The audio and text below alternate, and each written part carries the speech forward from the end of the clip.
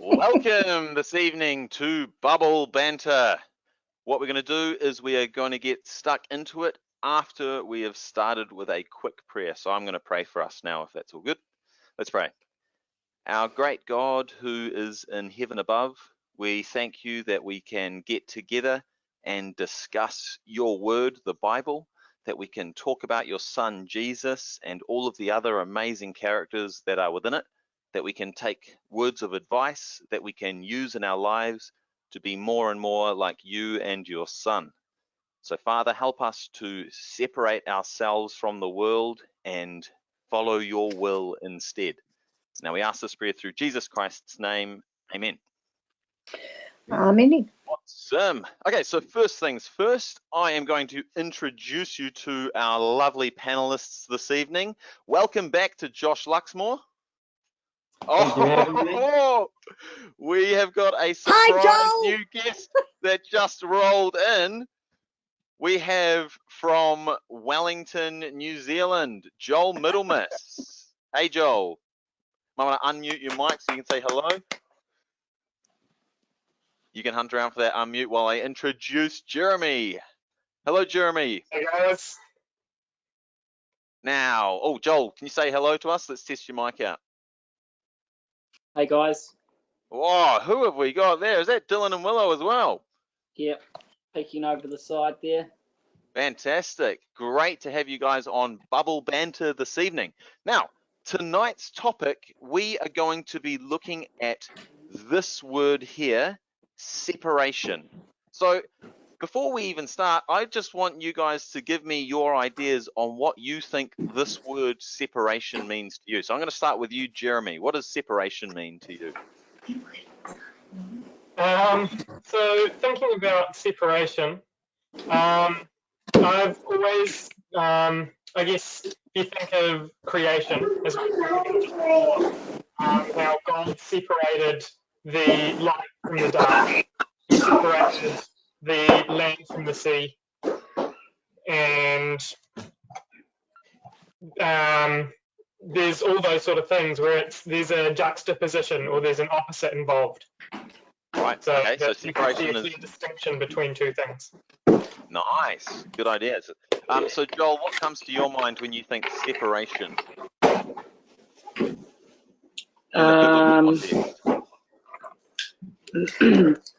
I guess. Ooh, nice. Shucks.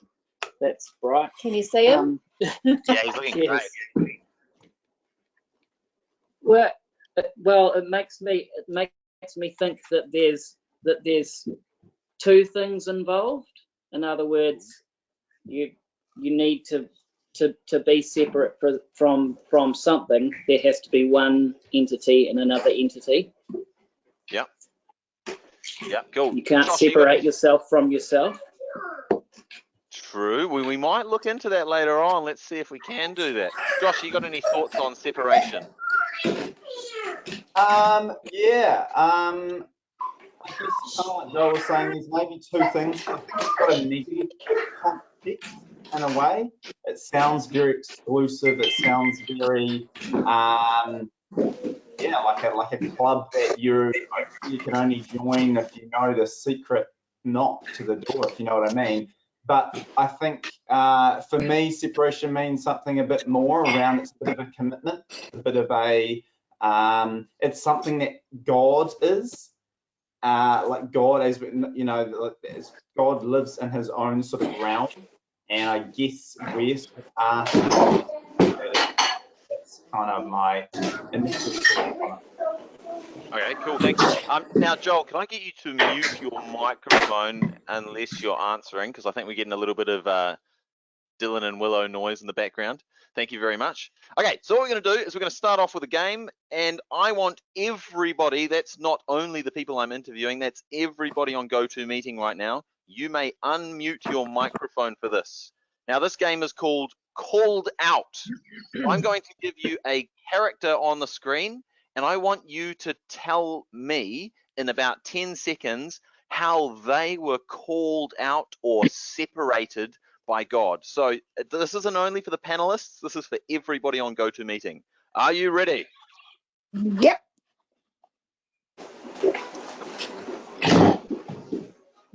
How was this person called out? Anyone want to answer that? How was this person separated? Is Who that is Noah? this person? Yes, David Luxmore. What are your thoughts? How was this person called out?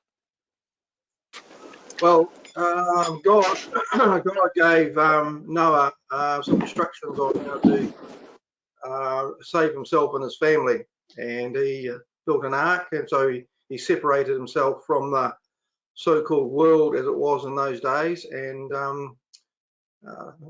built an ark. I think it took him 120 years. He was ridiculed by all and sundry for doing it, but then him and his family went into the ark and they were saved. You are bang on the money there, Deluxe. Thank you very much. Fantastic answer. So the next person, how was this person called out or separated by God?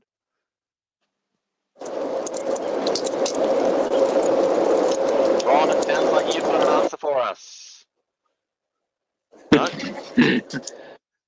Well, yeah, okay. I would say that that's probably Abraham, because I can see the stars in his eyes.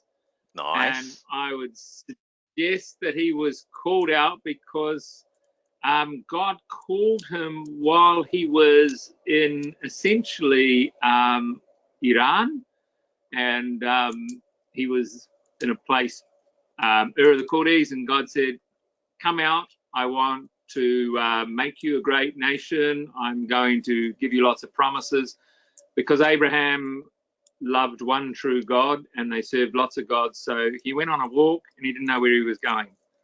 Nice. Yes. So Abraham was called out from Iran. Noah was called out of the world into the ark. So what about this next character here? Who is this handsome man? He's called I've out seen because this movie. he was called out because of his haircut. Yeah, whoa. There's a fantastic haircut. I feel like a lot of people will be resorting to that after they find their fringes are getting in the eyes after this lockdown. Josh, it looked like you had an answer there. I'm going to let you answer if you'd like. I did. That haircut is very Egyptian, and this is Moses, and from my memory, he was called out to lead God's people out of Egypt, where they were currently slaves. So he had a pretty big task to lead them out of slavery and across a sea and into a wilderness where they would finally, be looked after by God and find their way to some land they could possess. Nice. Can I get a clarification there? What was he called out from? What was he doing at the time?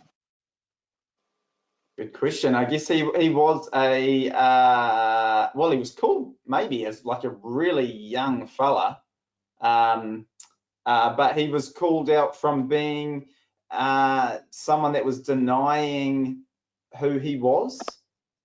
Right. Is that what you're sort of after? Yeah, sure. So I just want to kind of get the theme that's carrying through here. Noah is willing to give up the world to go into this ark. Abraham is willing to give up all of his possessions in Ur or in Iran. What did Moses give up? Any thoughts from anyone? Or you can do that, Josh. He basically he gave up a likely kingship of Egypt. He was in line for the throne, more or less, and kind of threw that away. Yeah, so God separated him from this amazing reward he could have had, and then he was called out or separated to lead the people. And I think in that picture, Israel as a nation was called out as well. So they were called out of Egypt and brought to the promised land. Okay, so the final one, does anyone think they know who this is?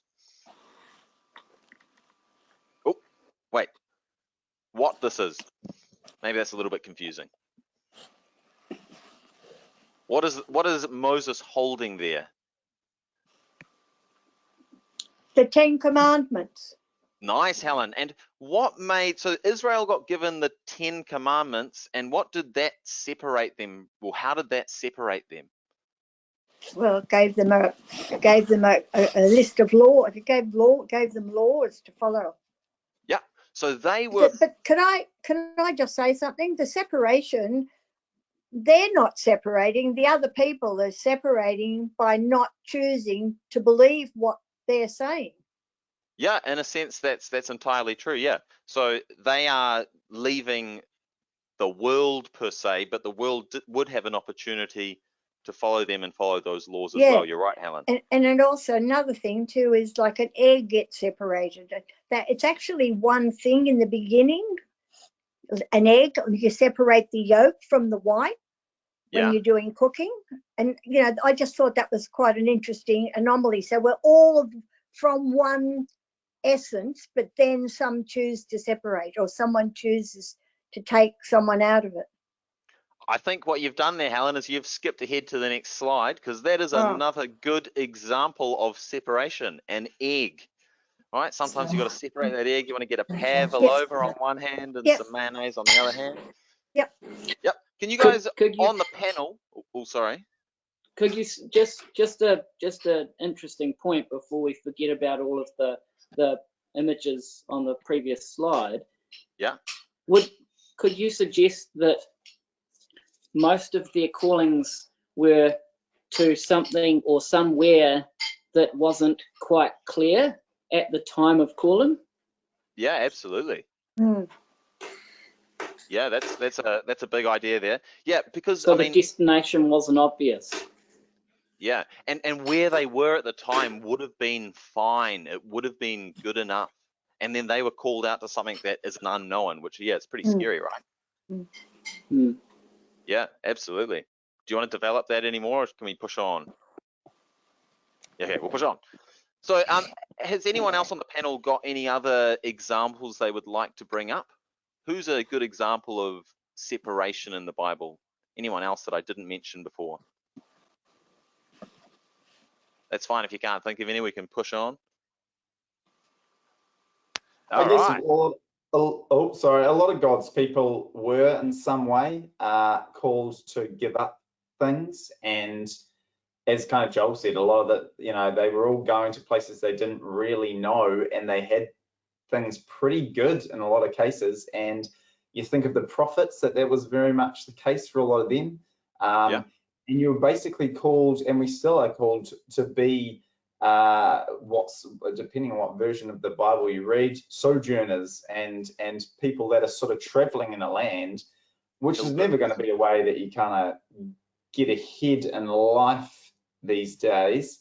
So we're always called to be, yeah, everyone kind of has been of you've got Daniel there surely in the lion's den.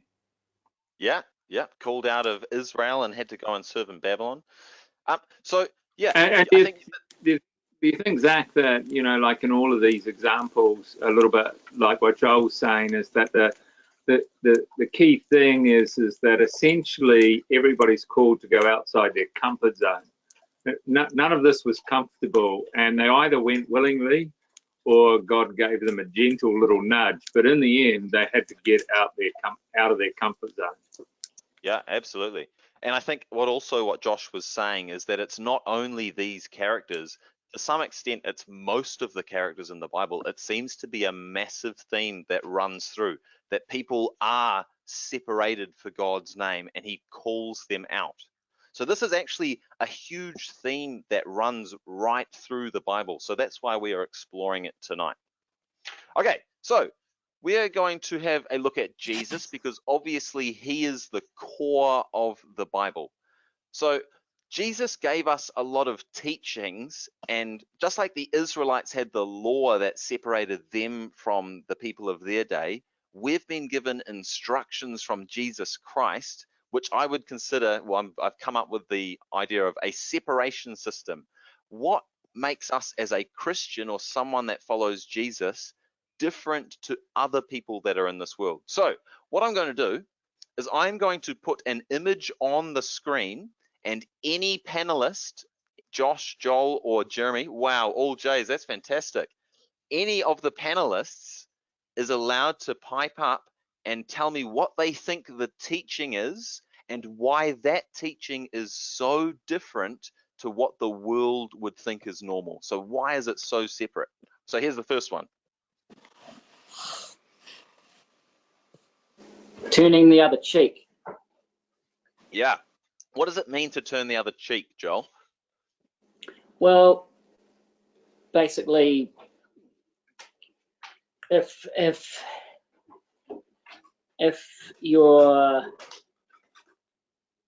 put in a situation where, and this is not even just a physical one, where maybe you have the right to sort of well, you could see it as being fair, or you have the right to kind of not forgive someone, or something, someone's ripped you off, or that sort of thing. We're actually supposed to let it go, essentially.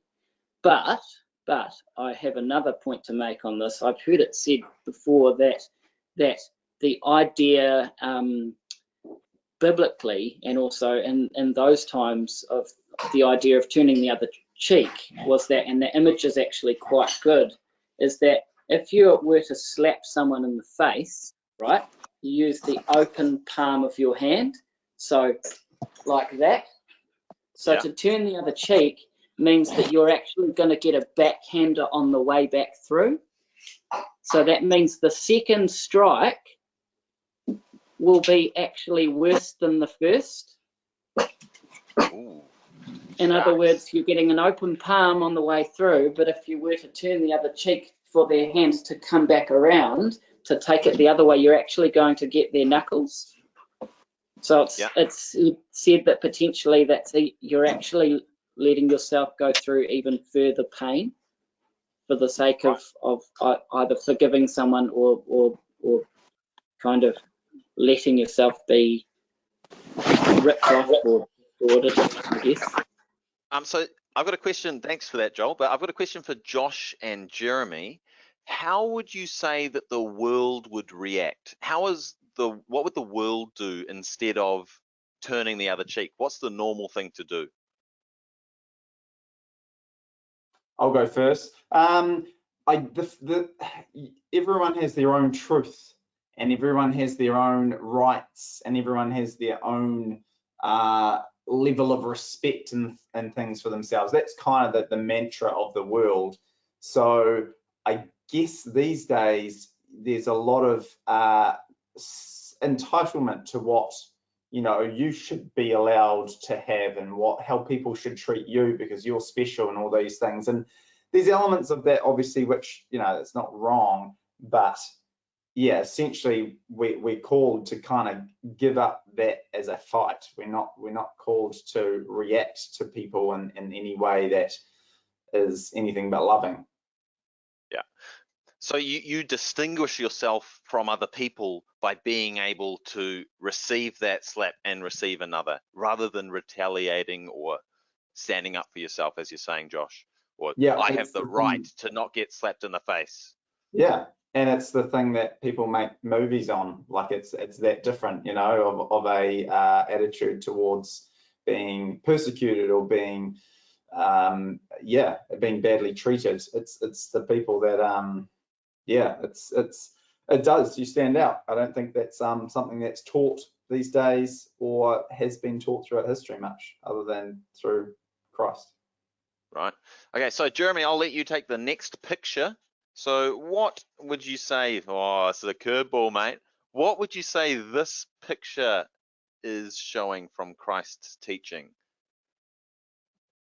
So this picture I'll take as Jesus washing his disciples' feet, and Nice. it's a cool story in itself, showing how the teacher became the servant to those, I guess you'd say, lower than him, because a teacher is meant to be greater than the students, yet he's taking a position that is lower than the students. And he used this to stand out in such a way that he showed his disciples how he wanted them to act by acting a certain way.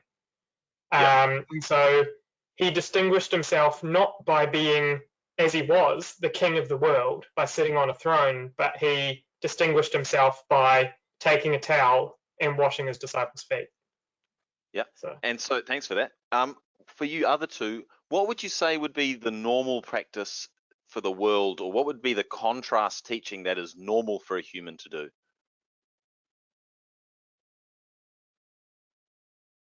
I'll jump in. I guess if you're a leader, then it is up to your followers to do that sort of thing. If you are the grand teacher, if you are the the people that other people are following you, you're not the person that does this. Right. Yep. Beautiful. Yep, that's a nice little contrast there. Okay, so this next one, I think I couldn't find a good picture to represent it. So if you guys get this, I will be mightily impressed. But this is the best I could do. Sorry. What do you reckon this is an image of? What idea of Jesus teaching? Oh, it's cryptic. Seagulls being in chains. Yeah, you got it. That old parable. That old parable, the old chained seagull. I love it. I think that's from the Message, isn't it? So, no, I'm trying to. Anyone got any ideas? Anyone in the chat think they could pick up this cryptic visual cue? What I'm going Is for? it maybe it's getting set free from sin? Oh, yeah, getting set free from sin. It is the What? how does someone get set free from sin? On the wings of seabird. Wait, is that the right letter? Starts with an F. Come on. I'd say it's forgiveness. Yes. Yeah, I think I gave away too much. Yeah. So one of Jesus's massive teachings was forgiveness. So does anyone want to have a talk about, I don't know, how they see forgiveness as a separate teaching to what the world would teach? Can we talk? Go ahead, Helen. I'll allow it just this Well, one. there's a song that goes that break the chains that bind me. Ooh. And I don't think I forget who sang it, but anyway, that's what it brings up for me. Yeah. So, I mean, I guess in a way, we, through forgiveness, can break other people's chains, right?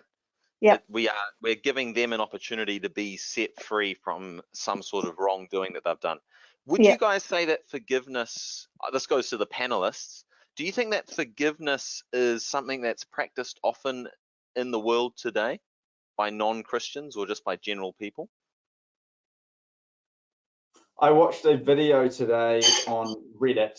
I tend to prowl the pages of Reddit every now and then. And there was a video of a courtroom of someone that was getting sentenced for having murdered 2 women, which is a terrible thing. And anyone's going to admit that that's a horrible thing. He got sentenced to the death penalty. And the reason that this was a video is because all of the courtroom applauded for about 10 seconds when he got sentenced to this death penalty. I think that's maybe a little bit of a, not maybe an average, sort of understanding of how we maybe think of forgiveness around the world, but it is something, that's kind of a little reflection of how some people are when it comes to second chances and to, forgiveness. So people want to see justice served. They're like, he's done the wrong, eye for an eye. This is what he deserves, sort of thing. Yeah, I think, off you go, Jeremy. I was going to say, I think that word justice is like the opposite of forgiveness, and that's what people are looking for nowadays. Yeah. So this big idea that Jesus put forward of forgiveness is paramount in our faith. That is a massive thing that distinguishes us from other people, because the reason we do it really is because we've been forgiven for all of the things that we've done. And so obviously we should go forward and be able to forgive other people of things that they've done. So it's another big thing that makes us possibly separate from other people. I'm not saying it's exclusive. I know that there's definitely a lot of unbelievers that are very forgiving people. Regardless, let's push on. A great example of that in our panel is that, Joel has cut his own hair while in lockdown, and his wife has had to forgive him for how he looks now. And yeah, that's huge. It's a hard thing for people like Joel's wife to have to deal with him, Yeah, I would have loved to have her on tonight, because she obviously has shown herself to be separate from the world in that sense. But we've got Joel. We can work with that. That's fine. We can probably crop the hair cut out, or like add another one in on the After Effects, possibly. Yeah, perfect. Okay, so this next one, another little bit cryptic one. This is a teaching of Jesus, something he said, taken literally. Take up your cross. Nice. So what is the idea of taking up your cross?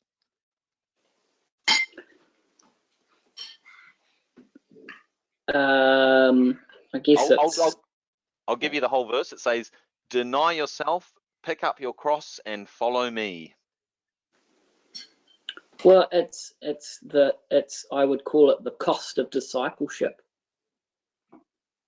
Yeah. In other words, whatever that is, I think all of our crosses are the same in one sense, as in it's part of our discipleship following Jesus, but also all of our crosses are also a little bit different, because it's the things that you have a weakness for, that you have to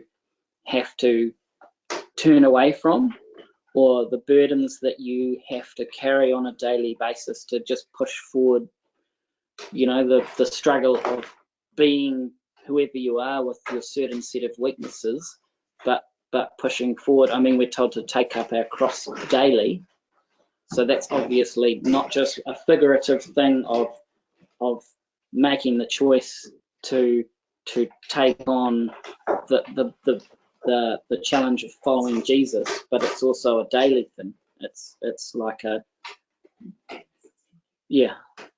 guess you're taking on the daily challenge of following Jesus rather than following whatever else you might feel like following, whatever whim you feel like at the time that seems like a good idea, or that seems like fun, which is, I guess, what we're encouraged to do by the sort of the general world at large, is to kind of life for living, give things a go, try this, try that, do this, do that, Yep, so you captured two big ideas that I'm going to latch onto. You said about you're carrying an extra burden if you're carrying the cross, and also you're having to give up the other things that you may want to do.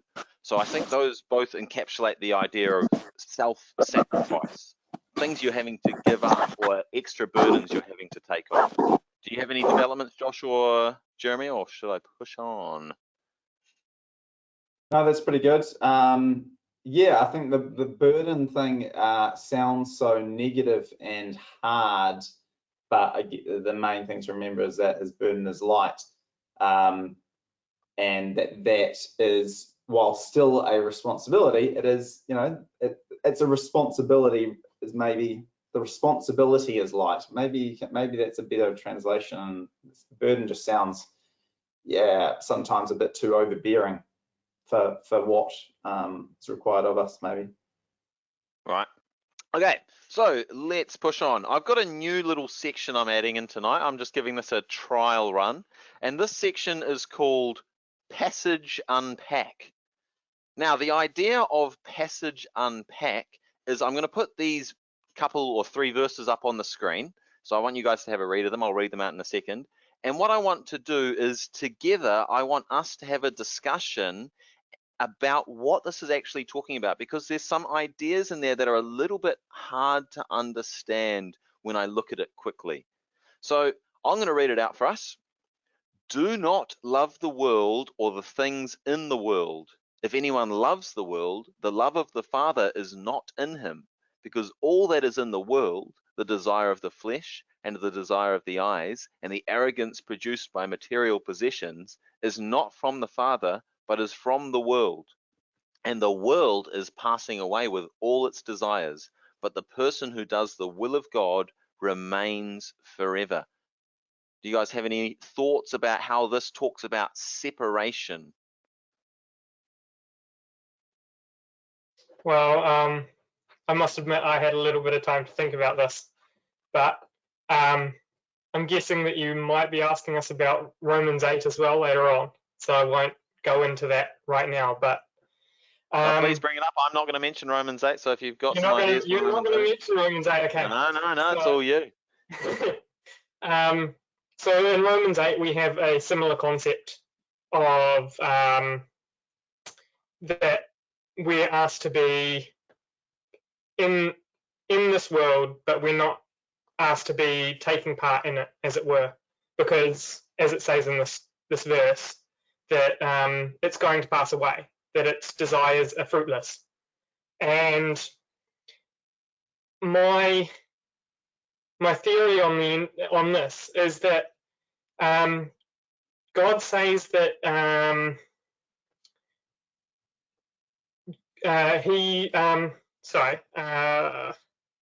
in Romans 8, he says that in this we are more than conquerors through him who loved us. For I am convinced that neither death nor life, neither angels nor demons, neither powers nor present nor future nor powers, neither height nor depth nor anything else in all creation will be able to separate us from the love of God that is in Christ Jesus our Lord. And again, this is the separation, but God's asking us to love him first. He's asking us to choose to separate ourselves, to say we're not going to love the things of this world that are passing away, because our spirit desires to love God who lasts forever. He's immovable in a moving world. So I would rather be in the hand of an unmoving God than standing on an earth that is spinning round faster than I can run. Right. Now I've got a question. Jeremy kept using the word the world, and this passage talks about the world. So Josh or Joel, what does it mean by the world? Josh wants to answer it. Let's go. All right. I guess it's just a bit of a means to an end word. I was thinking about that, and I was trying to work out what would be another word to explain people that perhaps haven't come to appreciate Christ and what he has done and tried to position themselves to be a friend of Jesus. And so what do you call this other group of people who aren't pursuing a relationship with Jesus? And I think it's probably a translation. I'm not even sure what the original word would have been in the language it was written, but it's just kind of a means to an end word to explain everyone else that is striving for things that isn't Jesus. That's what I think the world is. Joel, did I do all right? What do you reckon? Is that it? Yeah, I've actually got a King James Bible somewhere. Hold on. Ooh, Talk amongst yourselves. Yeah. So let's have a look at some of the other things while we're here. So what can I be part of the world and still do the will of God? Is that a possibility? Can I? Because I kind of like the world. It's got some nice things in it, like my dog. Like your dog, yeah. Be leaving that behind. Yeah, there's some things that are unavoidable about being in the world. You know, you have to pay taxes, you have to follow the law, you have to do certain amounts of things to be part of the world still. So it's more of a, I think Jeremy sort of touched on where your love is though, and where your spirituality is, I guess, in the sense of your passion and your drive and your motivation. Yeah. Joel, what's the King James though? No, I couldn't find out. What it is I actually did a study on, and maybe someone else from listening in could comment on that. There's different. Actually, Dylan's just found it for me. Beautiful. So if I turn to this right now, because there's different meanings for. Thank you, Bill. There's different meanings for the word world, and 1 John 2 verses. This is you're watching history right here. Beautiful. This book, world. Okay, 15 to 17.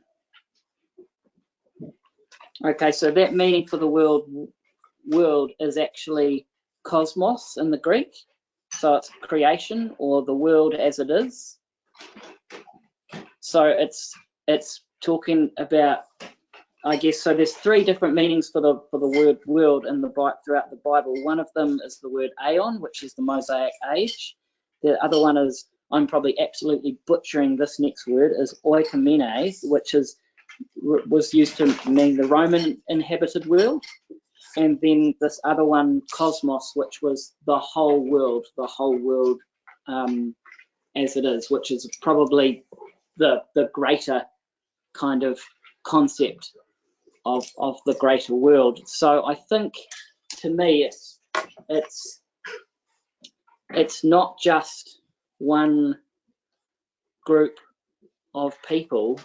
It's almost, this is quite a massive concept. Like it's everything that's in it. It's basically God becomes the most important thing, and that's an interesting thing, going back to that idea of separation, is we separate ourselves from everything else, but we cling to God.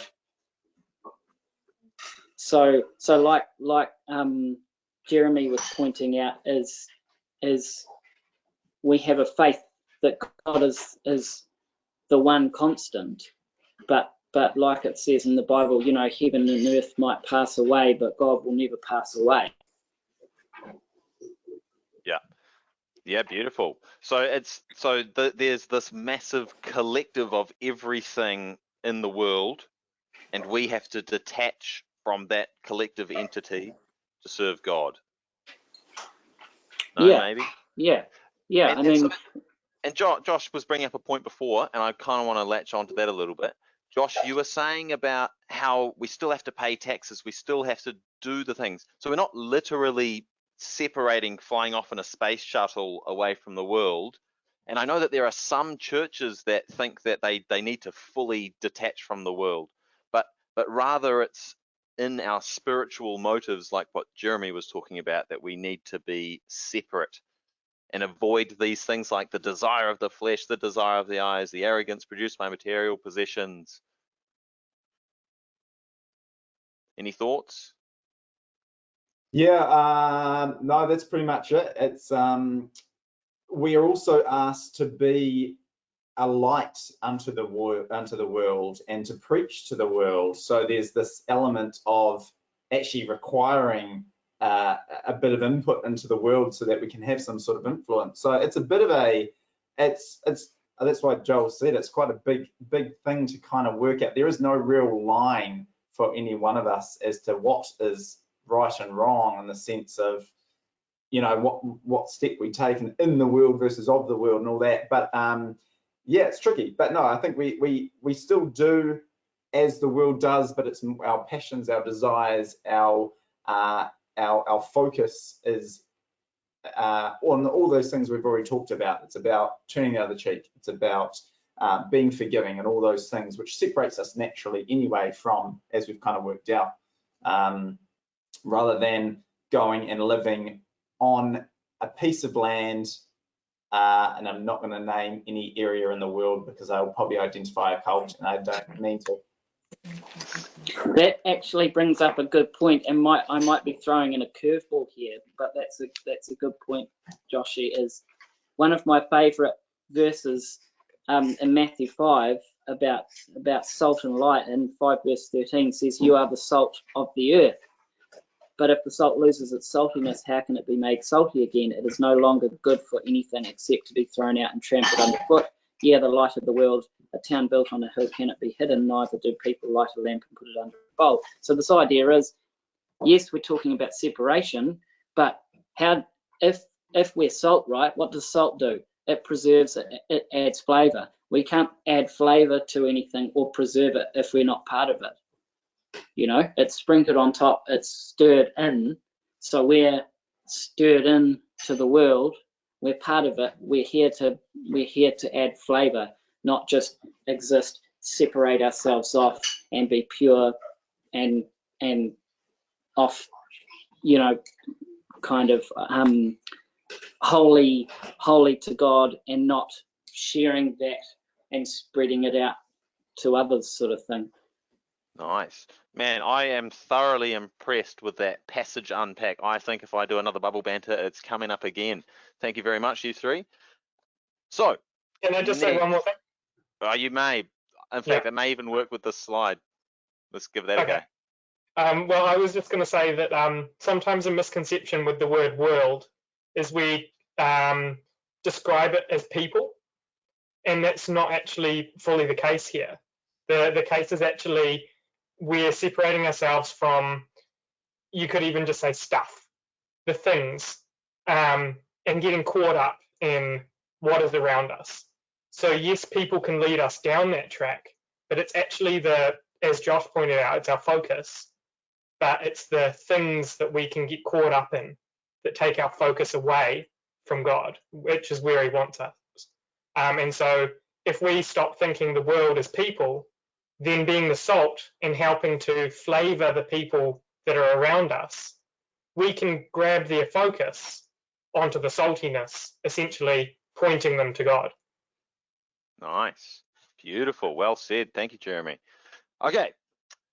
What I'm going to do now is I'm going to give you guys some scenarios from in the real world. These are going to be tricky, right? What we're going to do is we're going to delve back into the world with our saltiness. We're going to try and sprinkle a little bit of salt on these scenarios I put to you. So anyone on the panel, any of you three, can answer these questions. So just unmute your microphone and then go for gold. So I'm going to give you a scenario from the real world. How should you act with your salt? Here we go. Our boss has absolutely no idea what they're doing. What a stupid idea to make that change. How do you respond?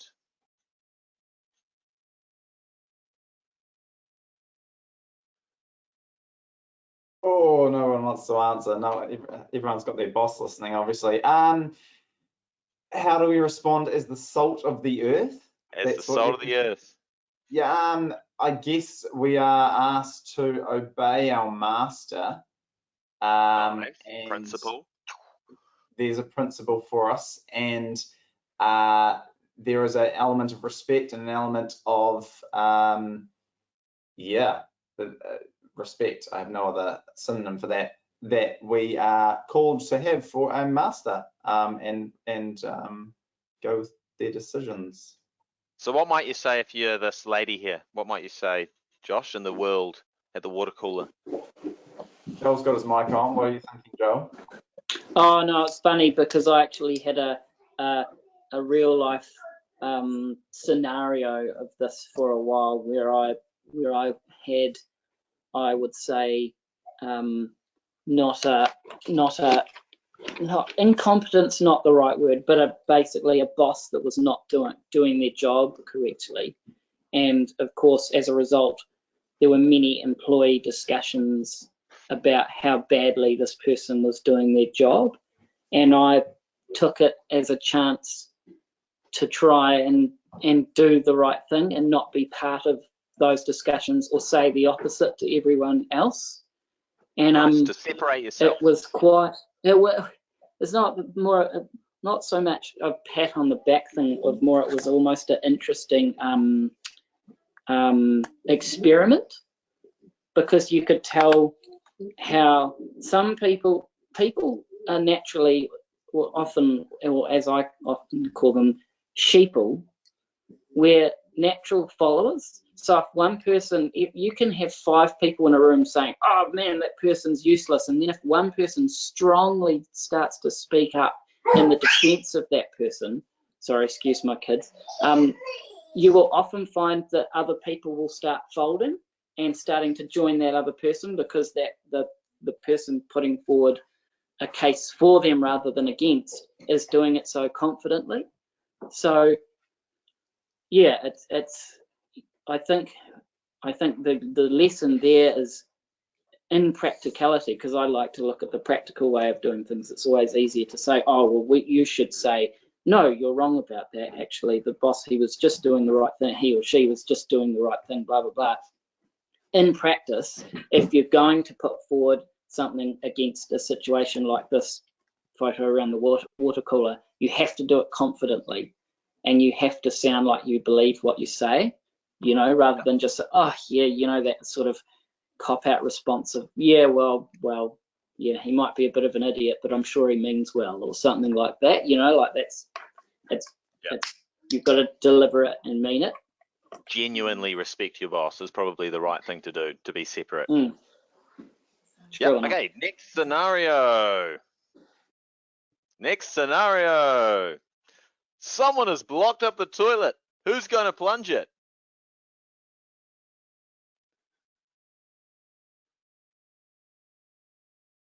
Jeremy, you're in the trades. Yeah. I was just about to jump on and say, Josh will do it. Oh.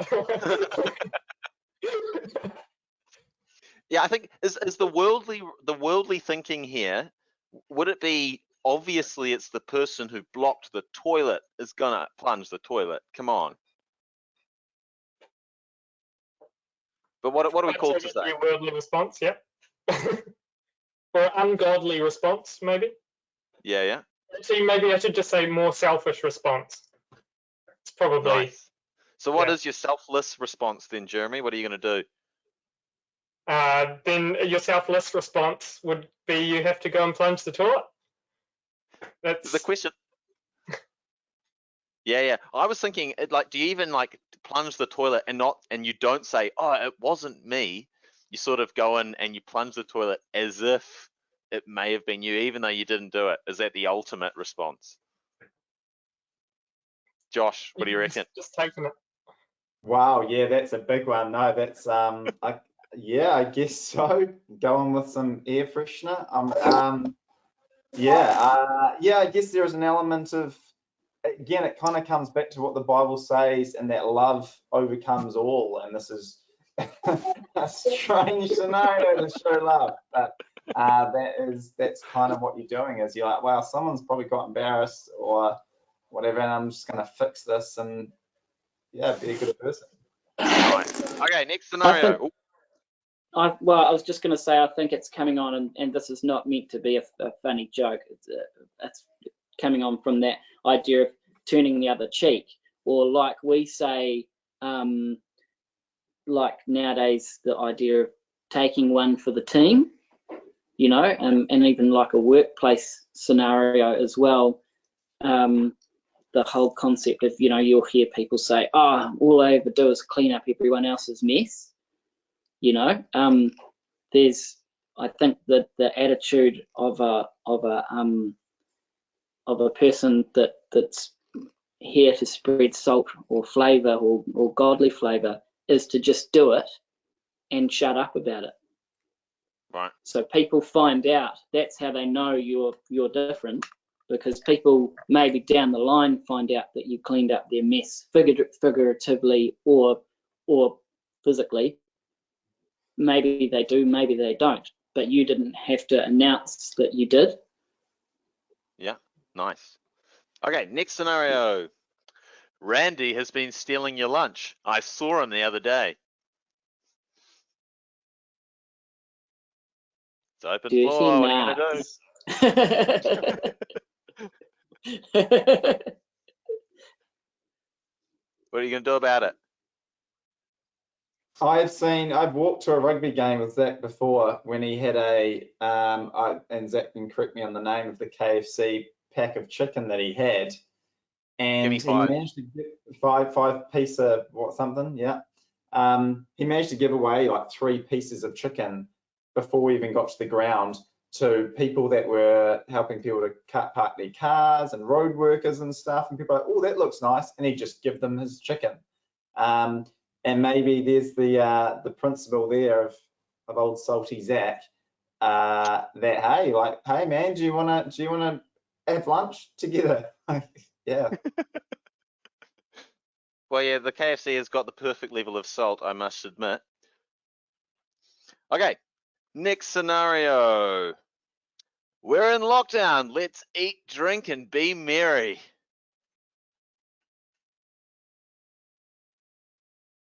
This is a tough one, maybe a little bit too close to home, people.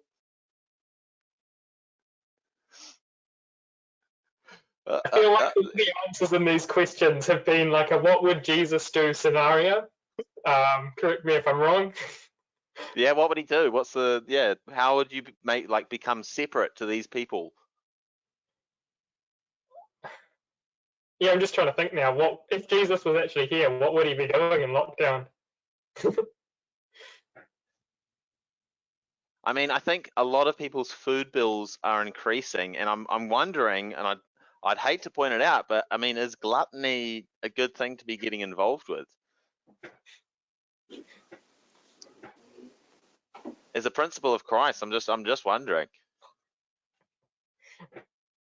I think it comes again back to the focus of, are you eating because you need the food to survive and the energy, or are you eating for the sake of eating? And if you're focusing on, oh, when's my next meal? What am I next going to eat? And if you're focused on that so much, it actually, like the amount of food you're eating, the whole point of gluttony isn't actually the amount of food you're eating, it's the amount you're thinking about it and the amount you're causing that to usurp God, I guess. So, yeah, and to yeah, fail showing self-control, right? Yeah, that's right. Okay, so I'm going to have to wrap things up. I've got one last point of separation that I want to bring up. This is the final point right here, and it's on the cross, right? So when we look at the cross, we see a man who was able to separate himself from sin, right? And when he died on the cross and was resurrected, he fully separated himself from all things sin. And so the question I have for you guys is, how does Jesus dying on the cross separate you from your sin, or help you to separate yourself from sin? Anyone can answer that.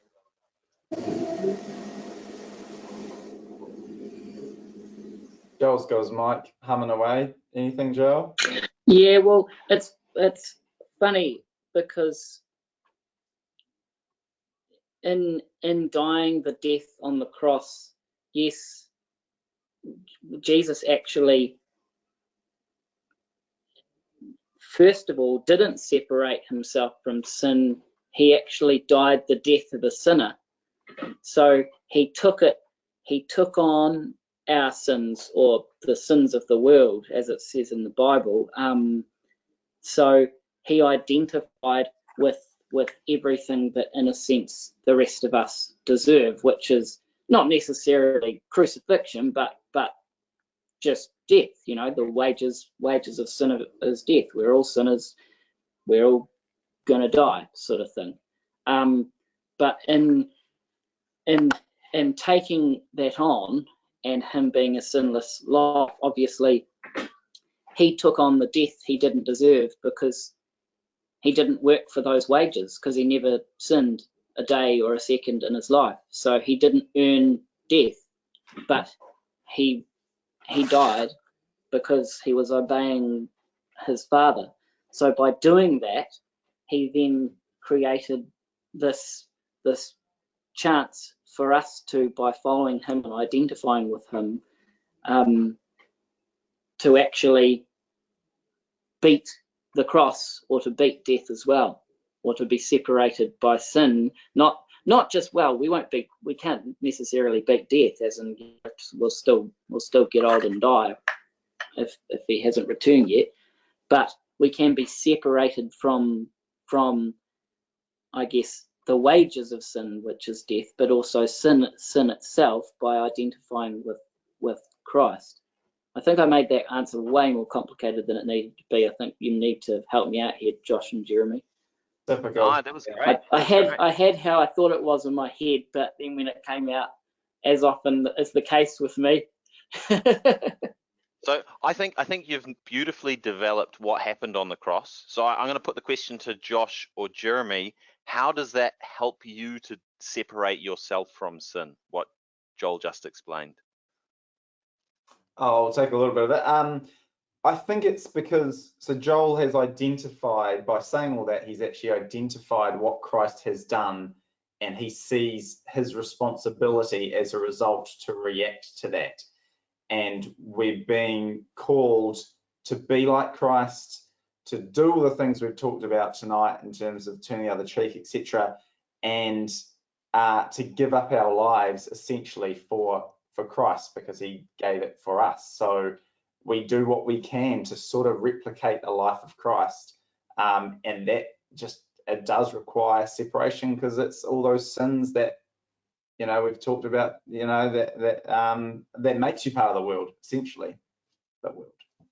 Jeremy, anything? Jeremy, have you got any thoughts on that? So I just was thinking that Jesus on the cross, one thing we would all say that does is it gives everyone hope. And there's a cool proverb, Proverbs 13 verse 12. Hope deferred makes a heart sick, but a longing fulfilled is a tree of life. And exactly the same as, so our sin, if we can see hope on the cross, your focus then, as we've discussed previous, is on the man who led a sinless life. So if you're focusing on that man, your sins are being left in the dust behind you, which leads to that tree of life, because that's your hope fulfilled. But if you turn your back on that hope, then you're going to be walking right into your sins that were trailing behind, because you're no longer focusing on your hope. It's the hope deferred, and it's making your heart sick. Just like resist the devil and he will flee from you. So it's that whole idea of, if you're turning away from the previous way of life, if you're casting off that self and looking towards your hope, then those other things will fall in behind, because you're doing it out of a new frame of mind, if that makes any sense. Yeah, that makes absolute sense. So when you all look on the cross, you can see a man who separated himself from sin, and then you can have that hope. Once you focus in, you can leave all of that sin behind and do the same thing with that in mind. Beautiful. Well, I've got to say, guys, thank you so much for being part of the Bubble Banter panel tonight. It's been amazing having the Triple J, having Josh, Jeremy, and Joel all on this evening. So let's quickly summarize. So tonight we've looked at the fact that God has separated people from the beginning of the Bible. He's been doing it right from the start. We saw that Jesus has shown us how to be different, how to separate ourselves, the idea of being like salt in this world, getting everything a little bit tastier, like KFC maybe. We saw that we fight a battle to separate ourselves from the world and instead do God's will. So we separate ourselves from the world. And finally, Jesus separated himself from sin and death, which helps us to do the same. So thank you so much to everybody who tuned into Bubble Banter. On Thursday, we have our final for this series. We may keep on going, who knows? We will announce that on Thursday night. And we will be looking at Christian motivations. But otherwise, this has been Bubble Banter. Thank you so much for joining us.